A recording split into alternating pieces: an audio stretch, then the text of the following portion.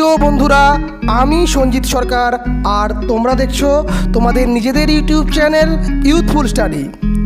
প্রথমেই তোমরা youthful study YouTube চ্যানেলকে সাবস্ক্রাইব করে পাশে দেওয়া নোটিফিকেশান বেল আইকনটি প্রেস করে রাখো পরবর্তী শিক্ষামূলক ভিডিওর আপডেট পাওয়ার জন্য। এরপরে তোমরা চলে যাও ভিডিওতে। ভিডিওটি ভালো লাগলে অবশ্যই ভিডিওটিকে তোমরা লাইক করবে, তোমরা শেয়ার করবে তোমাদের বন্ধুদের সঙ্গে হোয়াটসঅ্যাপ এবং ফেসবুকে, এবং অন্যদের জানাতে কিন্তু অবশ্যই সাহায্য করবে। এবং তোমরা তোমাদের প্রবলেম বা ভিডিওটি কেমন লাগলো সমস্ত কিছুই কিন্তু কমেন্ট করে জানাবে, যাতে তোমাদের কমেন্ট পেয়ে আমরা অনুপ্রেরণা পাই এবং তোমাদের কোনো প্রবলেম থাকলে তার সলিউশন করে দিতে পারি। তো চলো শুরু করা যাক আজকের ভিডিওটি। হাই ফ্রেন্ড, আমি সঞ্জিত আর তোমরা দেখছো তোমাদের নিজেদের ইউটিউব চ্যানেল ইউথফুল স্টাডি। আজকের বিষয়টি গুরুত্বপূর্ণ, আসন্ন 2021 মাধ্যমিক পরীক্ষার্থীদের জন্য। আজকে আলোচনার বিষয় হচ্ছে ভৌতবিজ্ঞান। ইতিমধ্যে ইউথফুল স্টাডি ইউটিউব চ্যানেলে ভৌতবিজ্ঞানের যে ফিজিক্স পার্টের প্রথম অধ্যায়টি, এটি কিন্তু সুদীপ্ত সরকার স্যার আলোচনা করে দিয়েছে। আজকে তোমাদের রসায়নের যে পার্টটি রয়েছে, অর্থাৎ অধ্যায় নম্বর 8, যেখানে পদার্থের ভৌত ও রাসায়নিক ধর্মসমূহ, এবং তার যে 8.2 যে পার্টটা রয়েছে আয়নীয় ও সমযোজী বন্ধন, এই পার্টটা তোমাদের আলোচনা করা হবে। এবার প্রশ্ন স্বভাবতই উঠবে যে সবার প্রথমে তো রয়েছে পর্যায় সারণী ও মৌলের ধর্মের পর্যায়বৃত্ততা, এটা কেন করানো হলো না? দেখো, তোমরা যদি আয়নীয় এবং সমযোজী বন্ধন না বুঝতে পারো তাহলে কিন্তু প্রথম পার্টটা বুঝতে পারবে না। তাই আমাদের স্যার প্রথমে এই পার্টটি পড়াবে। আর এই আলোচনাটি করতে চলেছে বালুরঘাটের স্বনামধন্য রসায়ন শিক্ষক সুখেন্দু নন্দী মহাশয়। তো স্যারকে আমরা আন্তরিক প্রীতি শুভেচ্ছা ও ভালোবাসা জানিয়ে আজকের ভিডিও শুরু করতে বলার অনুরোধ করছি। তো চলো শুরু করা যাক। আর ভিডিওটি ভালো লাগলে অবশ্যই লাইক করবে, কমেন্ট করে তোমরা তোমাদের মতামত জানাবে, প্রশ্ন জানাবে এবং বন্ধুদের মধ্যে শেয়ার করবে, যাতে অন্যরাও উপকৃত হতে পারে। আর তোমরা যদি ইউথফুল স্টাডি ইউটিউব চ্যানেলে প্রথম হয়ে থাকো, অবশ্যই চ্যানেলটিকে সাবস্ক্রাইব করে পাশে দেওয়া নোটিফিকেশন বেল আইকনটি ক্লিক করে রাখবে পরবর্তী আপডেট পাওয়ার জন্য। চলো শুরু করা যাক। আজকে আমি রসায়নের যে অধ্যায়টা আলোচনা করব, এটা ওয়েস্ট বেঙ্গল বোর্ডে যারা পরীক্ষার্থী মাধ্যমিকের তাদের কাজে লাগবে, যারা সিবিএসই বা আইসিএসই বোর্ডের পরীক্ষার্থী তাদেরও কাজে লাগবে। তাদের ল্যাঙ্গুয়েজটা ইংলিশ আর এদের ওয়েস্ট বেঙ্গল বোর্ডের ল্যাঙ্গুয়েজটা বাংলা। আমি সুখেন্দু নন্দী, বালুরঘাট খাদিমপুর উচ্চ বিদ্যালয়ে অবসরপ্রাপ্ত শিক্ষক। এখনকার এই পরিস্থিতিতে যতদিন লকডাউন চলছে ততদিন ছাত্রছাত্রী, বিশেষ করে যারা সামনের বছর মাধ্যমিক এবং উচ্চ মাধ্যমিক পরীক্ষা দেবে, তাদের পড়াশোনাটা পিছিয়ে যাচ্ছে। যেহেতু স্কুল বন্ধ, যারা প্রাইভেট পড়ে প্রাইভেট বন্ধ, এই অবস্থাতে ছাত্রছাত্রীদের সুবিধার জন্য আমি ক্লাস 10-এর ভৌতবিজ্ঞানের কিছু অংশ ক্লাস নেব। আজকে আমি রসায়ন অধ্যায়ের প্রথম যে চ্যাপ্টারটা রয়েছে সেটার উপর আলোচনা করব। তোমরা যারা 2021 সালে মাধ্যমিক পরীক্ষা দেবে, তোমরা খাতা কলমে রেডি হয়ে বসো। আর আমার পড়ানোর পরে তোমাদের যে সমস্ত প্রশ্ন থাকবে সেই প্রশ্নগুলো তোমরা রেডি করে রাখবে। পরবর্তীতে সেই প্রশ্নেরও উত্তর আমি দেওয়ার চেষ্টা করব। তার আমি এবার শুরু করছি।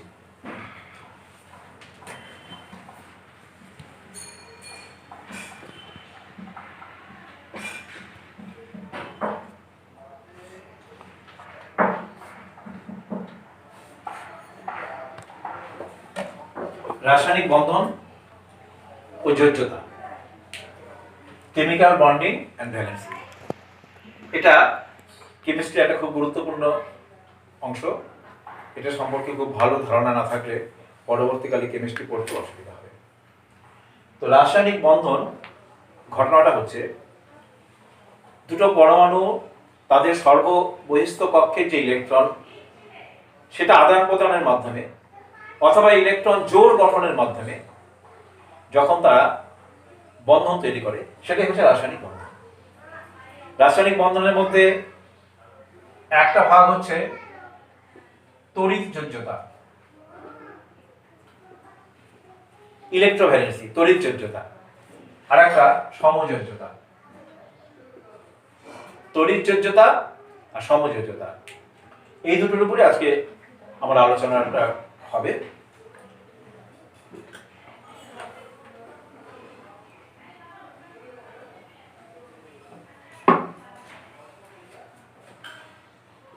হিলিয়াম, নিয়ন, আর্গন, ক্রিপ্টন, জেনন, রেডন এগুলোকে বলে নিষ্ক্রিয় গ্যাস। তোমরা এগুলো নিচগুলো শো করেছ, এদের বলা হয় নিষ্ক্রিয় গ্যাস। এরা রাসায়নিকভাবে নিষ্ক্রিয়। এদের হিলিয়াম বাদ দিয়ে বাদ বাকি প্রত্যেকেরই সর্ববহিস্থ কক্ষে 8টি করে ইলেকট্রন থাকে। নিয়নের পরমাণু ক্রমাঙ্ক 10, তাহলে 2 8, আর্গনের 18, তাহলে 2 8 8 ইত্যাদি। এইভাবে দেখা যাবে প্রত্যেকেরই বহিস্থ কক্ষে ইলেকট্রন থাকে 8টি, কেবলমাত্র হিলিয়ামের থাকে 2টি। তাহলে নিষ্ক্রিয় মৌলর মতো যারা আচরণ করবে তাদেরও সর্ববহিস্থ কক্ষে 8টি ইলেকট্রন রাখতে হবে। সেটা ইলেকট্রন বর্জন করেই হোক, গ্রহণ করেই হোক, অথবা ইলেকট্রন জোড় তৈরি করেই হোক। এবার দেখা যাক ইলেকট্রন বর্জন আর গ্রহণ করে কেমন করে অন্য মৌল নিষ্ক্রিয় মৌলের মতো আচরণ করে। ধরো সোডিয়াম, সোডিয়ামের পরমাণু ক্রমাঙ্ক 11, তাহলে ইলেকট্রন বিন্যাস 2 8 1। সোডিয়ামের সর্ববহিস্থ কক্ষে একটা ইলেকট্রন। সেই একটা ইলেকট্রন সোডিয়াম যদি বর্জন করে তাহলে সর্ববহিস্থ কক্ষে 8টি হয়ে যাবে, অর্থাৎ সে নিষ্ক্রিয় মৌলের মতো আচরণ করবে। তাহলে সোডিয়াম বহিস্থ কক্ষের ইলেকট্রন বর্জন করলো, ইলেকট্রন বর্জন করে ধনাত্মক আয়ন হয়, তাহলে হবে Na+, সোডিয়ামের ধনাত্মক আয়ন। ক্লোরিন 17, তাহলে বহিস্থ কক্ষে ইলেকট্রন সংখ্যা 7।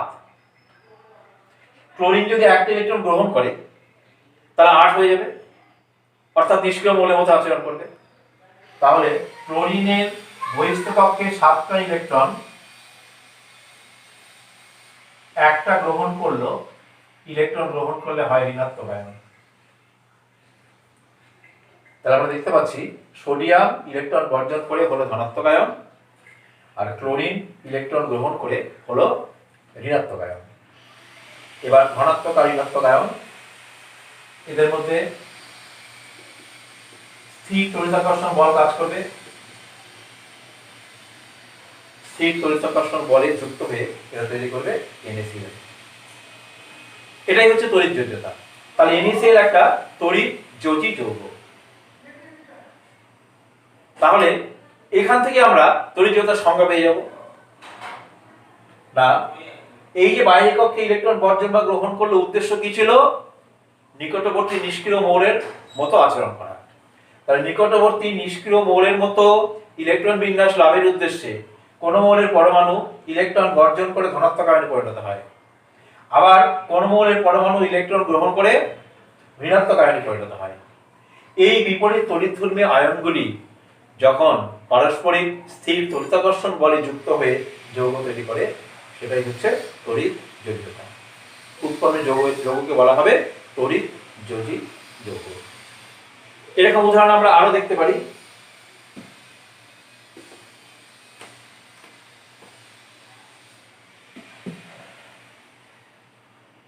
MgO, ম্যাগনেসিয়াম অক্সাইড, ম্যাগনেসিয়ামের পরমাণু ক্রমাঙ্ক 12,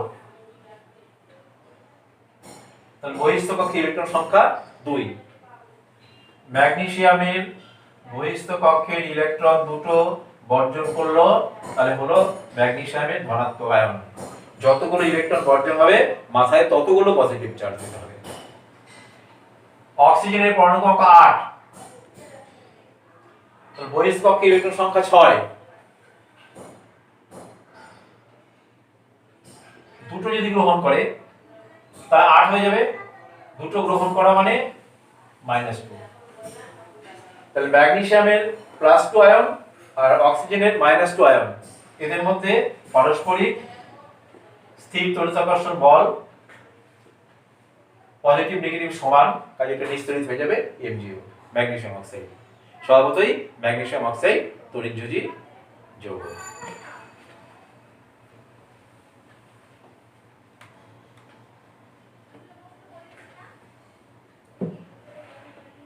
ক্যালসিয়াম ক্লোরাইড CaCl2, ক্যালসিয়ামের পরমাণু ক্রমাঙ্ক 20, ইলেকট্রন বিন্যাস 2 8 8 2, বহিস্থ কক্ষে দুটো ইলেকট্রন বর্জন করলে ক্যালসিয়ামের +2 ion. Chlorine 17 287,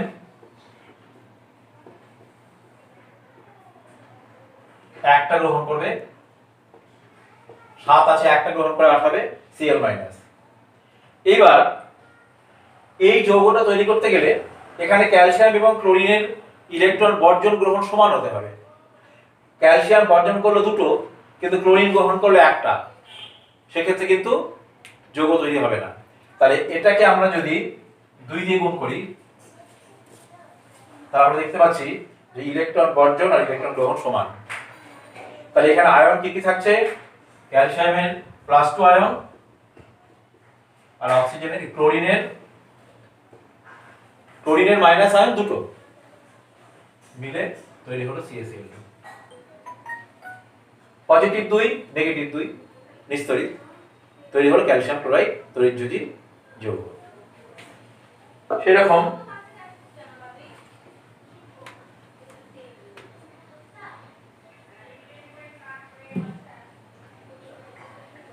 aluminium oxide Al2O3 aluminium oxide, অ্যালুমিনিয়ামের পরমাণু ক্রমাঙ্ক 13, বহিস্থ কক্ষে ইলেকট্রন সংখ্যা 3। তাহলে অ্যালুমিনিয়াম 3টে যদি বর্জন করে তাহলে অষ্টক পূরণ হয়ে যাবে অ্যালুমিনিয়াম +3 আয়ন Al+3। অক্সিজেন 8, বহিস্থ কক্ষে 6টা,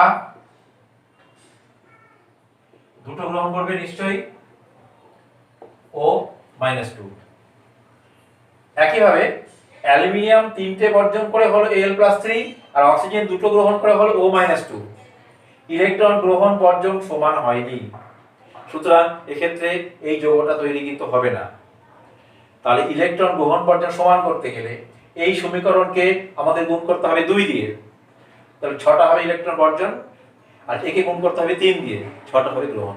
তাহলে আমাদের দাঁড়াচ্ছে Al-6C 2Al-6C 2Al+3 3O+6C 3O-2। তাহলে আমরা দেখতে পাচ্ছি 2Al+3 আর 3O-2 এদের মধ্যে আকর্ষণ বল কাজ করবে, তৈরি হবে Al2O3। 3 × 6 +6 ধনাত্মক আধান, 3 × 6 -6 ঋণাত্মক আধান। স্বভাবতই এই দুটোর মধ্যে যখন আকর্ষণ বল কাজ করবে প্রশমিত হয়ে তৈরি হবে Al2O3। এইভাবে আমরা বিভিন্ন উদাহরণ দিয়ে তড়িৎযোগ্যতার ব্যাখ্যা পাবো। খেয়াল রাখো, তড়িৎযোজী যৌগ যারা গঠন করেছে তাদের মধ্যে একটা মৌল কিন্তু ধাতু। আমরা যে উদাহরণগুলো দিলাম সব ক্ষেত্রে একটা মৌল ধাতু।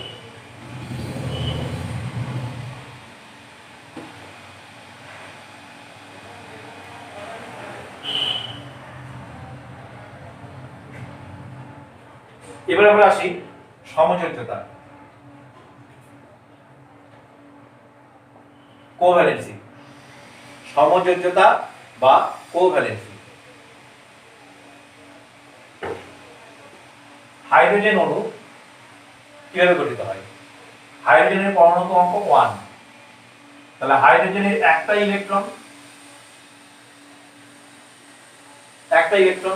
হাইড্রোজেনের পরবর্তী নিষ্ক্রিয় মৌল হিলিয়াম 2, তাহলে হাইড্রোজেনকে দুটো ইলেকট্রন পেতে হবে। স্বভাবতই আরেকটা হাইড্রোজেন তারও একটা ইলেকট্রন মাঝে রেখে ইলেকট্রন জোড় তৈরি করবে। দুটো হাইড্রোজেন পরমাণু একটা করে ইলেকট্রন মাঝখানে রেখে ইলেকট্রন জোড় তৈরি হলো। ইলেকট্রন জোড় তৈরি হলো, তারপরে কি হলো? এই হাইড্রোজেন হিলিয়ামের মতো আচরণ করছে 2, আবার এই হাইড্রোজেন হিলিয়ামের মতো আচরণ করছে 2। স্বভাবতই এদের মধ্যে রাসায়নিক বন্ধন তৈরি হবে সমযোজী বন্ধন। এটাই হচ্ছে হাইড্রোজেন অণু। সমযোজী এক বন্ধন, এক জোড়া ইলেকট্রন দিয়ে তৈরি হয় সমযোজী এক বন্ধন। এবার আমরা আসি অক্সিজেন।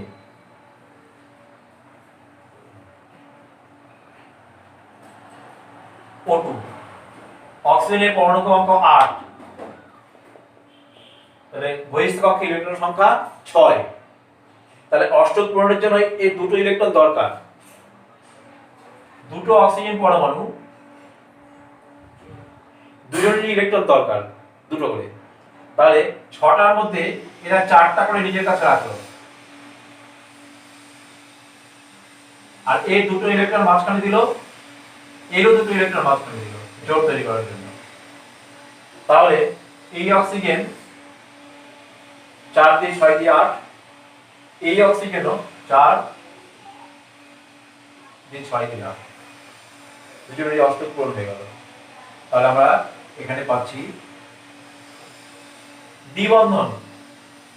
আমি আগেই বলেছি এক জোড়া ইলেকট্রন দিয়ে সমযোজী এক বন্ধন হয়, তাহলে এখানে দুই জোড়া ইলেকট্রন তৈরি হবে সমযোজী দ্বিবন্ধন। এইবার আমরা দেখতে পাচ্ছি এই অক্সিজেনের 2 দিয়ে 4টা ইলেকট্রন রয়েছে, যেটা কোনো বন্ধন তৈরিতে ব্যবহৃত হয়নি। এই যে 4টা ইলেকট্রন, আবার এরও 4টা ইলেকট্রন বন্ধন তৈরিতে ব্যবহৃত হয়নি, এদেরকে বলা হয় নিঃসঙ্গ ইলেকট্রন জোড়। তাহলে এই অক্সিজেনের নিঃসঙ্গ ইলেকট্রন জোড় এক জোড়া, এক জোড়া, দুই জোড়া, এরও তাই দুই জোড়া। অর্থাৎ অক্সিজেন অণুতে নিঃসঙ্গ ইলেকট্রন জোড় 1 2 3 4 জোড়া।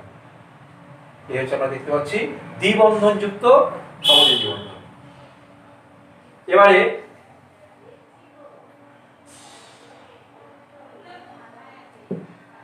N2 nitrogen. নাইট্রোজেনের পরমাণু ক্রমাঙ্ক 7, 2 5, দরকার আরো 3টা, 8 হতে গেলে।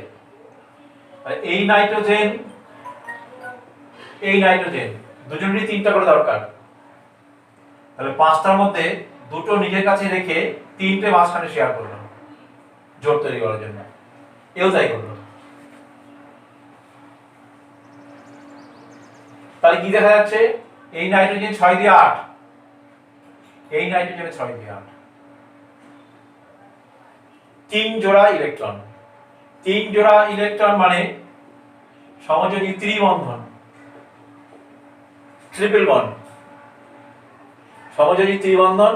এখানেও নাইট্রোজেনের এক জোড়া নিঃসঙ্গ ইলেকট্রন, এই নাইট্রোজেনেরও এক জোড়া নিঃসঙ্গ ইলেকট্রন, লোন পেয়ার ইলেকট্রন। তাহলে এইভাবে আমরা দেখতে পাচ্ছি যে সমযোজ্যতা দুটো পরমাণুর মধ্যে এক বন্ধন হতে পারে সমযোজী বন্ধন, দ্বিবন্ধন হতে পারে, ত্রিবন্ধন হতে পারে। এতক্ষণ যে কটা উদাহরণ দিলাম সবই মৌলিক অণু, H2, O2, N2, Cl2, এগুলো সবই হচ্ছে মৌলিক অণু। এবার আমরা দেখব যৌগিক অণুর ক্ষেত্রে কেমন হয়।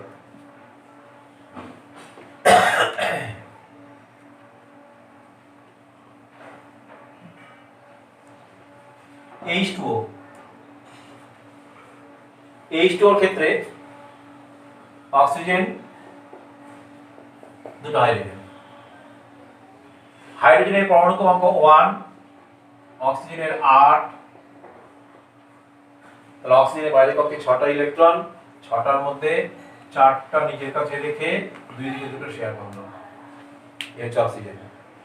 হাইড্রোজেনে 1, হাইড্রোজেন একটা এখানে দিল, এই হাইড্রোজেন একটা এখানে দিল। তাহলে হাইড্রোজেন হিলিয়াম হতে চায়, 2 হয়ে গেল, এই হাইড্রোজেনও 2 হয়ে গেল, স্বভাবতই অক্সিজেন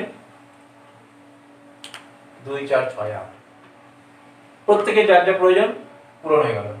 তাহলে আমরা বন্ধনটা পাবো HOH, হাইড্রোজেন অক্সিজেন হাইড্রোজেন। অর্থাৎ সমযোজী এক বন্ধন HRO এর মধ্যে, এখানেও সমযোজী এক বন্ধন HRO এর মধ্যে। আমরা আপাতত এইভাবে লিখছি বটে, কিন্তু তোমরা যখন আরো উঁচু ক্লাসে উঠবে তখন দেখতে হবে এখানে বন্ধন কোণটা এক সরলরেখায় থাকে না, 180 ডিগ্রি নয়, বন্ধন কোণটা এইরকম থাকে, তখন 104 ডিগ্রি কোণ। তাহলে এটা লিখলেও হবে, এটা লিখলেও হবে। এই হচ্ছে H2O।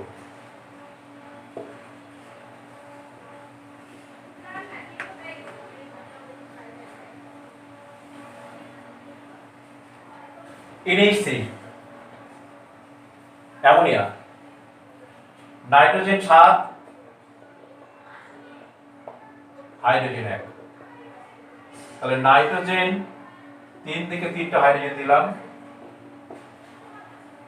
নাইট্রোজেন 5 বাইরের কক্ষে 5 ইলেকট্রন, তাহলে দুটো নিজের কাছে রেখে 3 দিকে 3টা হাইড্রোজেন ইলেকট্রন দিল হাইড্রোজেনকে।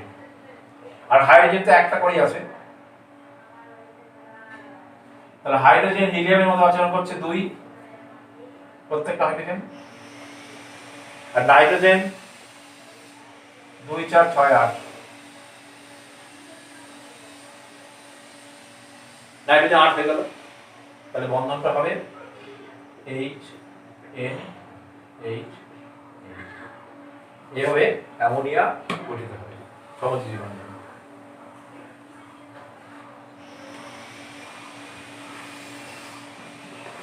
CH4 methane, carbon 6, hydrogen 1। তাহলে কার্বনের বহিস্থ কক্ষে 4টি ইলেকট্রন, 4 থেকে 4টা হাইড্রোজেনকে দিল, কারণ এর আরো 4টা দরকার। সেখানে হাইড্রোজেন একটা করে ইলেকট্রন জোড় তৈরিতে ব্যবহৃত হলো। তাহলে প্রত্যেকটা হাইড্রোজেন 2 আর কার্বন 8 এসে CH4। তাহলে বন্ধন হবে মাঝে C, 4 থেকে 4টা সমযোজী এক বন্ধন, CH4 মিথেনের গঠন এটা। CCl4 কার্বন টেট্রাক্লোরাইড,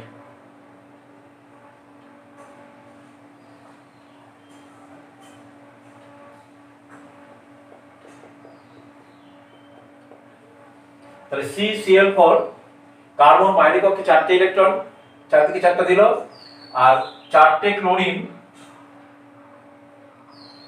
একটা করে শেয়ার করলো।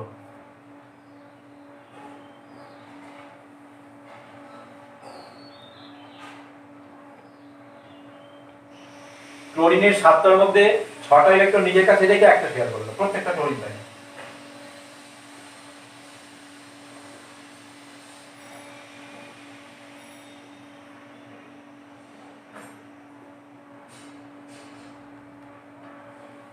তাহলে ক্লোরিন 6 দিয়ে 8 প্রতি ক্ষেত্রে ক্লোরিন 8 হয়ে যাচ্ছে, আর কার্বন 8 হচ্ছে 2 4 6 8। তাহলে বন্ধনটা হবে মাঝে কার্বন,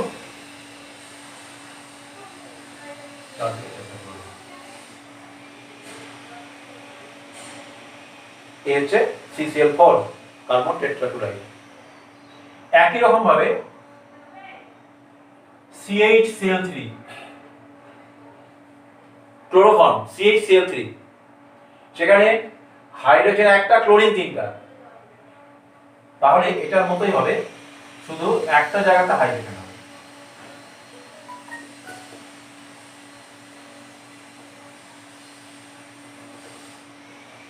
এই হচ্ছে ক্লোরোফর্ম CHCl3।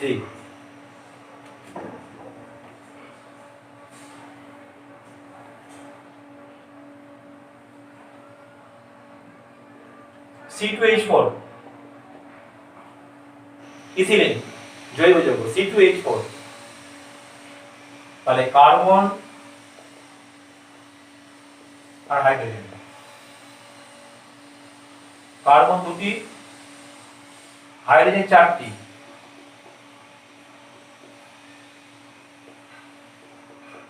হাইড্রোজেন,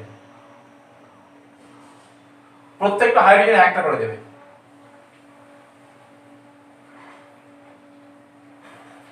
এবার কার্বনের বহিস্থ কক্ষে 4টা ইলেকট্রন, 4টার মধ্যে এখানে একটা, এখানে একটা, 2টা, আর 2টো থাকলো মাঝে, পেছে 4।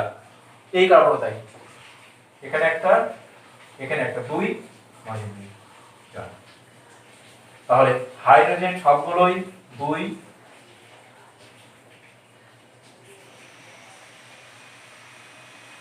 হাইড্রোজেন 2, কার্বন 4 দিয়ে 6 দিয়ে 8, এই কার্বন তাই। কার্বন 4 দিয়ে 6 দিয়ে 8, এই কার্বনও 4 দিয়ে 6 দিয়ে 8, আর হাইড্রোজেন প্রত্যেকটা হাইড্রোজেন 2। তাহলে বন্ধনটা হবে C দ্বিবন্ধন C,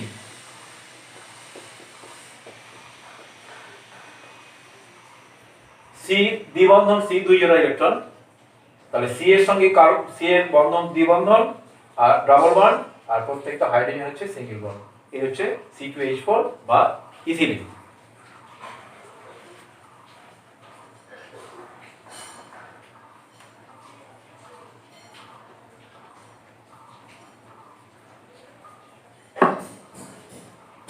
C2H2 acetylene, C2H2, C2H2। তাহলে এখানে হাইড্রোজেন একটা, এখানেও হাইড্রোজেন একটা। কার্বন বহিঃস্থকক্ষে 4টার মধ্যে একটা এখানে দিল, 3টে মাঝে, এই কার্বন তাই। তাহলে কি দেখা যাচ্ছে?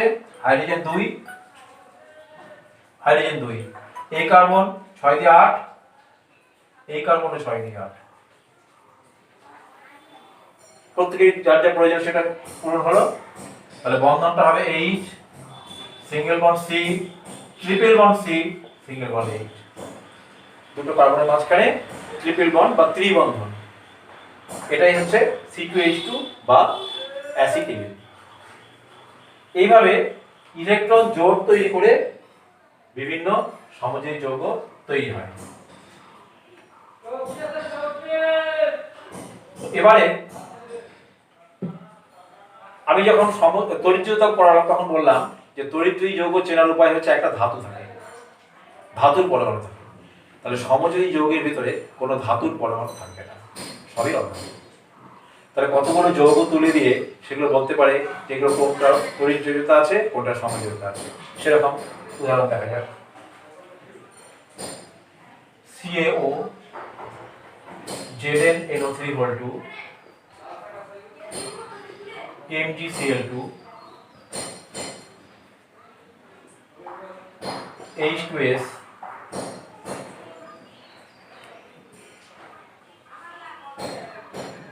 LiH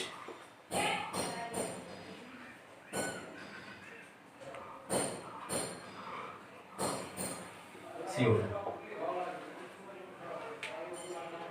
এই যৌগগুলোর মধ্যে কোনটা তড়িৎযোজী, কোনটা সমযোজী? CaO, এখানে আমরা দেখতে পাচ্ছি ক্যালসিয়াম রয়েছে, ধাতু, সুতরাং এটা হবে তড়িৎযোজী।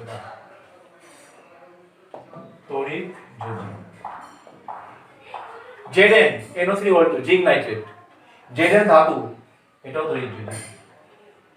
MgCl2 ম্যাগনেসিয়াম ধাতু, তড়িৎযোজী। H2S কোনো ধাতু নাই, হাইড্রোজেন অধাতু, সালফার অধাতু, তাহলে এটা সমযোজী।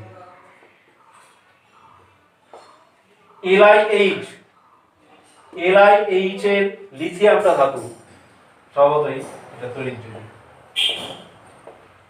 CO2 কার্বন অক্সিজেন দুটোই অধাতু, তাহলে এটা সমযোজী। এইভাবে আমরা ধাতু অধাতু দেখে বলতে পারবো কোনটা তড়িৎযোজী, কোনটা সমযোজী। CO2 এর যে গঠন, এটা একটু আমরা একটু দেখি। CO2 এর গঠনটা একটু অন্যরকম।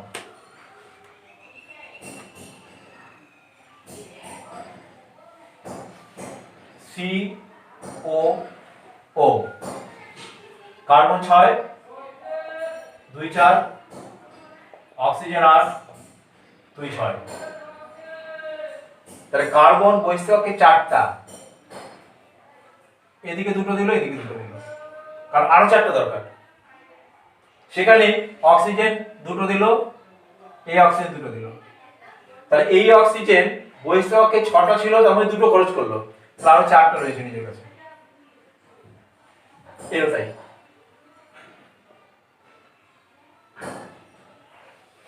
তাহলে অক্সিজেন 8, এই অক্সিজেন 8, কার্বন 4 4 8। তাহলে CO এপাশে CO দ্বিবন্ধন, 2 জোড়া ইলেকট্রন, তাহলে সি আর ও এর মাঝে দ্বিবন্ধন এদিকেও এদিকেও, এভাবে CO2 অণু গঠিত হয়।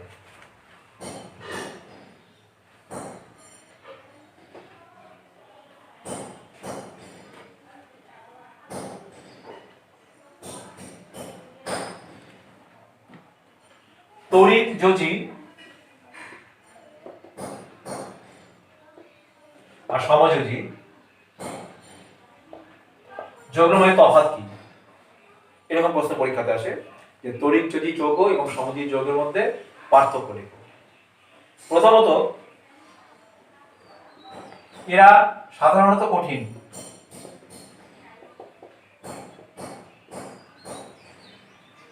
সমযোজী সাধারণত তরল বা গ্যাসীয়,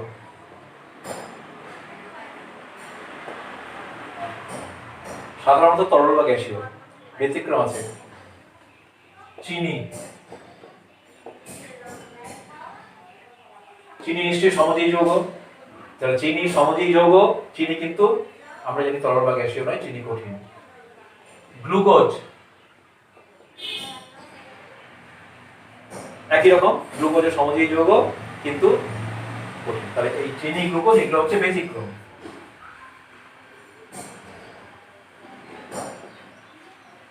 তড়িৎ যৌগের গলনাঙ্ক স্ফুটনাঙ্ক বেশি,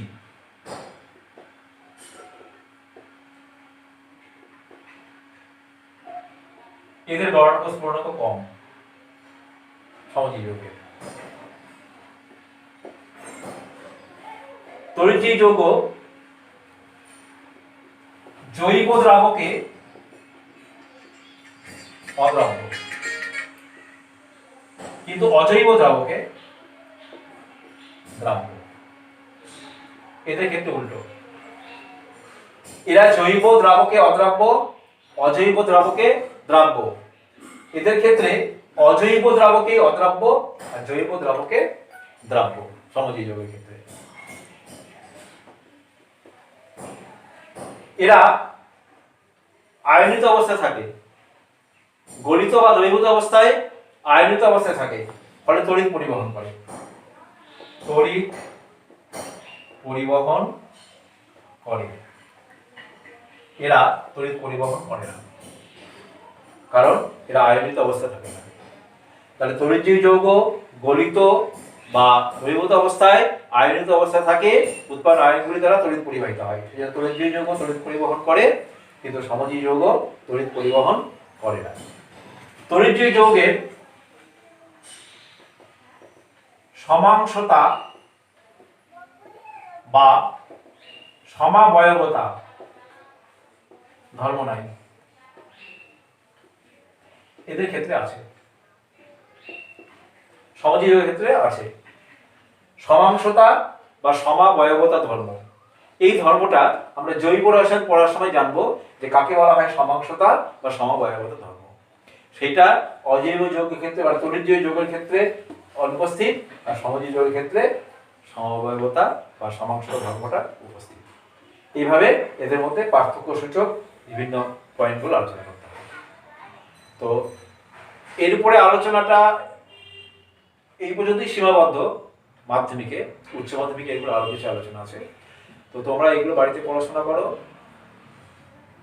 বইটাও পড়ো, পড়ে তোমাদের ভিতরে যদি কোনো প্রশ্ন আসে যে এই প্রশ্নের উত্তর তোমরা বুঝতে পারছো না, সেটা তোমরা জানাবে, কমেন্টের ক্ষেত্রে লিখলে আমি সেটা পেয়ে যাব, পরবর্তীকালে সেটা উত্তর দেবো। ধন্যবাদ।